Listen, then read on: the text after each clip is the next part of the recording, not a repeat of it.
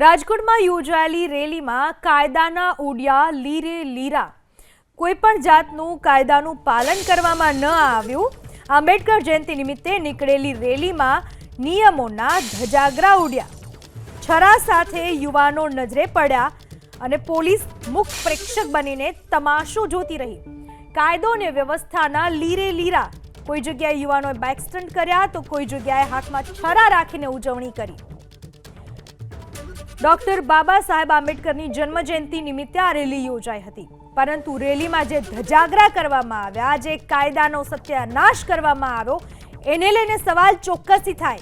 Rally સામે વાંધો નહીં, પણ અસામાજિકતા દર્શાવવામાં આવે તેની સામે ચોક્કસથી અન્ય નાગરિકોએ વાંધો ઉઠાવ્યો. આ વિશે વધુ માહિતી આપવા રાજકોટથી અમારા સંવાદદાતા જોડાઈ ચૂક્યા છે. રેલીમાં શું બનવા પામ્યું હતું? પોલીસે કોઈ કામગીરી કરી કે કેમ? ચોક્કસથી રાજકોટના રેસકોર્સ રિંગ રોડ અને અલગ અલગ વિસ્તારોમાંથી રેલી નીકળી હતી. રેલીને લઈને યુવાનો દ્વારા બાઇકમાં જે અલગ અલગ અવાજો કરવામાં આવ્યા હતા. સાથે સાથે દ્રશ્યોમાં જોઈ શકાય છે કે યુવાનો અમુક હથિયાર અથવા છરી લઈને પણ નીકળ્યા હતા. આ દ્રશ્યો છે રાજકોટના રેસકોર્સ રિંગ રોડ સહિતના વિસ્તારોમાં, જ્યાં પોલીસ દ્વારા અમુક યુવાનોને ટપારવામાં પણ આવ્યા હતા. રેલીની અંદર અમુક યુવાનોને ઠપકો પણ આપવામાં આવ્યો હતો. ત્યારબાદ રેલી ઊભી રાખી દેવામાં આવી હતી. રાજકોટના જે પોલીસ કમિશનર કચેરી છે તેની એક્ઝેક્ટ સામે આ સમગ્ર ઘટનાના વિડીયો સામે આવ્યા છે.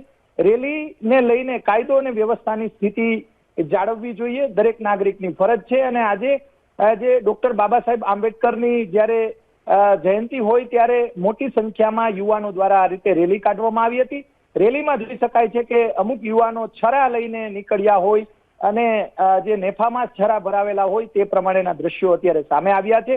સમગ્ર મામલાને લઈને પોલીસ અધિકારીઓ દ્વારા તપાસ થવી જોઈએ અને આવા જે યુવાનો છે તેમને કાયદાનું ભાન કરાવવું જોઈએ. જી, આભાર આપનો તમામ માહિતી બદલ. તો રેલી તો કાઢવામાં આવી, પણ રેલીમાં તેમણે નિયમોના લીરે લીરા ઉડાવ્યા અને છરા લઈને તેઓ રેલીમાં જોડાયેલા નજરે પડ્યા.